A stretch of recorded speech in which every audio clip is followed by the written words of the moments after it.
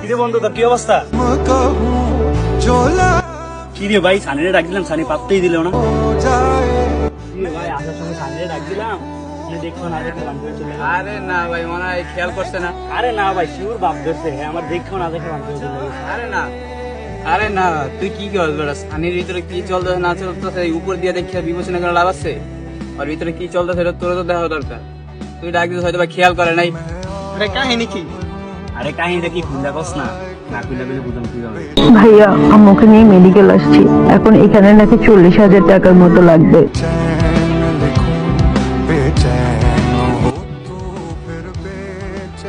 কিরে ভাই, মন খারাপ কে? আরে কইস না রে ভাই, আমার অপারেশন করবো 40,000 টাকা লাগবে, আমার কোনো জব টব নাই। আমি কি করবো, কিছু আমার ভালো লাগতেছে না, কি সব কিছু একবার প্যারামন হয়ে যাচ্ছে। যাই হোক, সব পরিস্থিতি ঠিক হয়ে যাবে, আমরা তো আছি। এই হচ্ছে মেন সমস্যা। आदमी मर्द नहीं होता,